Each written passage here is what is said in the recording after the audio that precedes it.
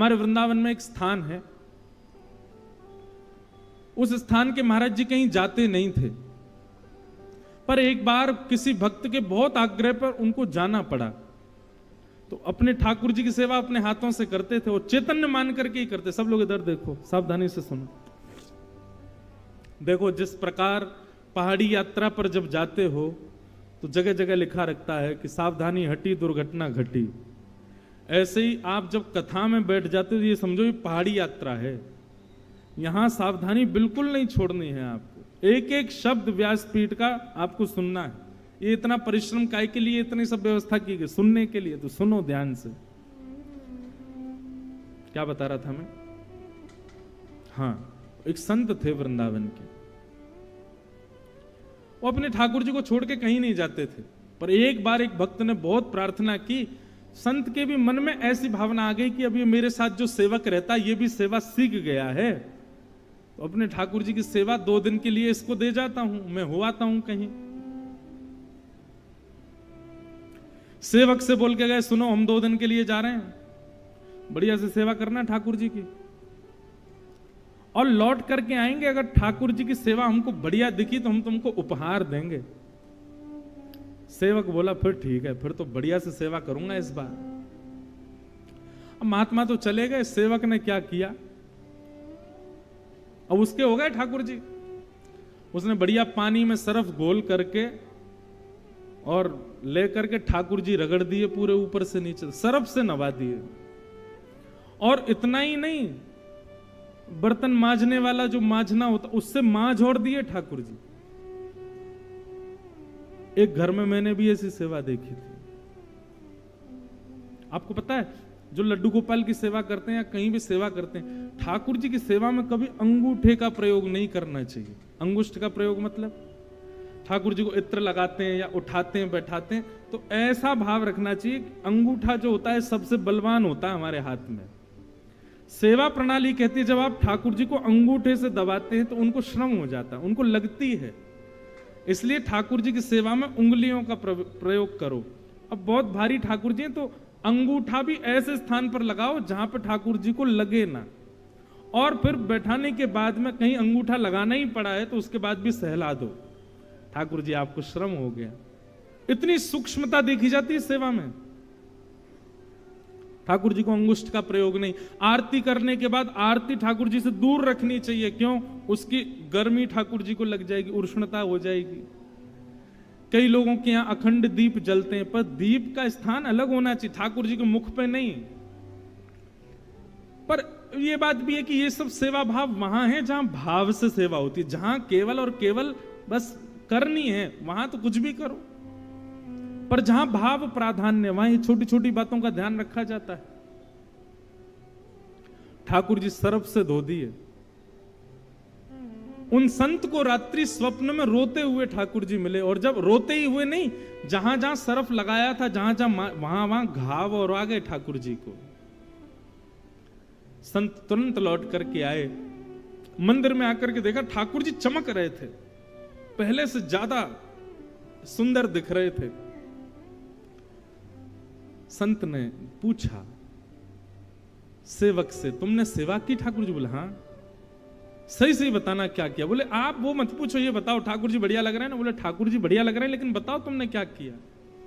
जब बताया कि हमने सरफ से धोए, ठाकुर जी को लेप लगाया गया, ठाकुर जी को औषधि दी गई, ठाकुर जी को सुंदर काढ़ा पिलाया गया, 6 दिन तक ठाकुर जी की ऐसी औषधि से सेवा हुई, तब ठाकुर जी एक दिन स्वप्न में प्रसन्न होकर दर्शन दिए, तब संत को सुख मिला। चैतन्य, ठाकुर जी चैतन्य है, जड़ नहीं है, उनके प्रति जड़त्व की भावना नहीं रखनी चाहिए, साक्षात चैतन्य है। और यदि कोई व्यक्ति चैतन्य मान लेता है अपने ठाकुर जी को, चैतन्य मानते ही फिर वो कुछ ना भी करे चलेगा, बस उसकी चैतन्य बुद्धि ही उसका कल्याण कर देगी, वो ठाकुर जी के प्रति चैतन्य भाव है। चैतन्य भाव आएगा तो सेवा सिखानी नहीं पड़ेगी, सेवा अपने आप करोगे आप।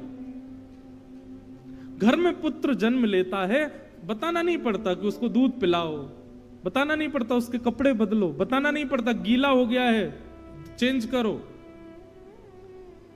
पुत्र घर में आता है तो अपने आप मां को लगता है अब इसको भूख लगी होगी, अब इसको ये लगा होगा, अब इसके ये भाव, ऐसी ही सेवा होती है।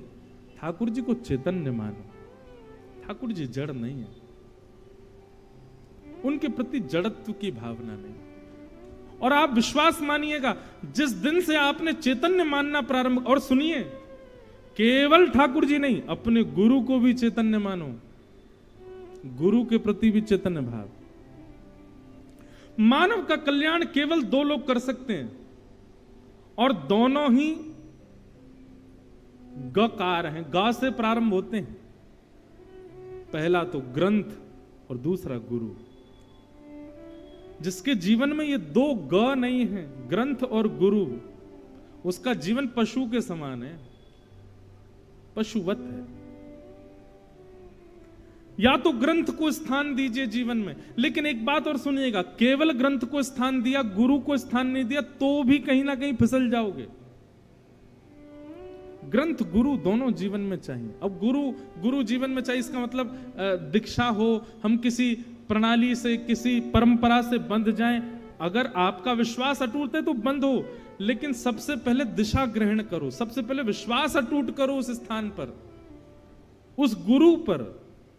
विश्वास कैसा अटूट कि गुरु ने कल कह दिया ऐसा तो ऐसा, गुरु कह दे कि दिन तो दिन, गुरु कह दे रात तो, इतना विश्वास हो जाए तब ग्रहण करो। कबीरदास जी के प्रसंग में ऐसा आता है, कबीरदास जी की पत्नी इतनी अनुकूल थी उनके, दोपहर का समय 12 बज रहे होंगे, उस ऊपर आकाश में सूर्य टिमटिमा रहा है, और श्री कबीरदास जी सुई में धागा पिरो रहे थे, और धागा पिरोते पिरोते अपनी पत्नी से कहते हैं, अरे सुनो, दीपक लेके आना जरा, बाहर बैठे हैं प्रकाश में, दीपक लेके आना, मुझको धागा डालना है सुई के अंदर। पत्नी इतनी अनुकूल थी कबीरदास जी की, वो ये नहीं पूछती थी कि सूर्य निकला हुआ है, इतना प्रकाश हो रहा है, तुम अब दीपक जला के क्या करोगे, दीपक लेके आई, रखी। ऐसा विश्वास गुरु के प्रति। जब तक नहीं हो तब तक मैं आपसे हाथ जोड़ूं, कहीं दीक्षा मत लो। दीक्षा तभी लेनी चाहिए जब इतना विश्वास आपका गुरु के प्रति हो। इसीलिए मैं दीक्षा नहीं देता, अभी मैं शिष्य परंपरा अभी प्रारंभ ही नहीं की है। पहले दिशाएं ले लो, पहले खूब कथाएं सुन लो, कथाएं सुनकर के दिशाएं लेकर के जब आपको लगे कि हां अब जो कह देंगे सो हमारे लिए अध्यादेश, और मुझे भी लगेगा कि हां अब मैं इस योग्य हो गया हूं, तब दीक्षा देंगे। तब तक केवल दिशा ग्रहण करो, तब तक पहचानो, जानो।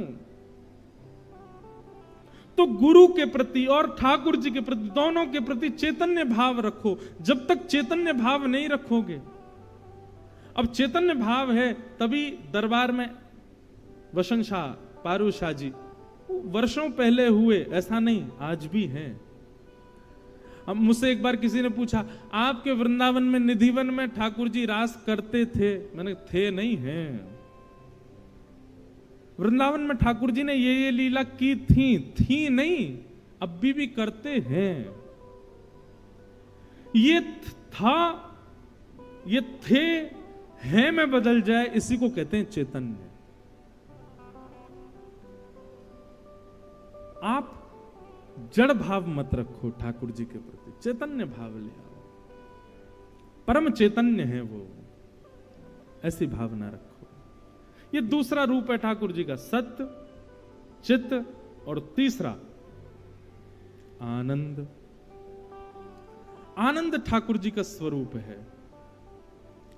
बंधुओं, अभी आप कथा में बैठे हो, कथा में नीचे फर्श पर बैठे हो, कूलर भी लगे, दूर दूर लगे, फिर भी चेहरे पर थोड़ा थोड़ा पसीना आ रहा है, ह्यूमिड की वजह से थोड़ी चिकनाहट सी, चिपचिपाहट सी हो रही है। ऐसी सेम सिचुएशन आपके लिए अगर मूवी थिएटर में कर दी जाए, आप मूवी देख पाओगे? नहीं देख पाओगे। आपकी सेम ऐसी सिचुएशन किसी बड़े पैमाने पर हो रहे किसी कार्यक्रम में, जहां पर बहुत कुछ है, वहां कर दी जाए, सुन पाओगे, रह पाओगे? नहीं रह पाओगे, आप तुरंत भागोगे वहां से। क्यों? क्योंकि वो सुख प्रदान करने वाला स्थान है। यहां आप डट करके क्यों बैठे हो? इतनी सारी भीड़ में भी एक दूसरे से कमर लगाए हिलडुल भी नहीं पा रहे, फिर भी क्यों बैठे हो? उसमें भी प्रसन्न मुद्रा में बैठे हो, क्यों बैठे हो? क्योंकि यहां सुख नहीं, यहां आनंद की प्राप्ति, और यही आनंद श्री कृष्ण है।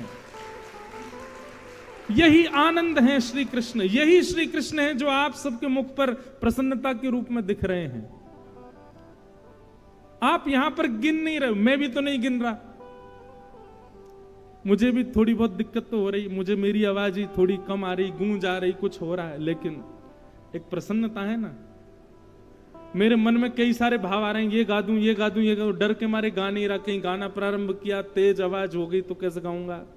पर फिर भी ये प्रसन्नता चित्त पर जो है, प्रसन्नता मुख पर जो है, यही श्री कृष्ण है। ये प्रसन्नता कुछ और नहीं, यही आनंद है, और यही आनंद श्री कृष्ण है।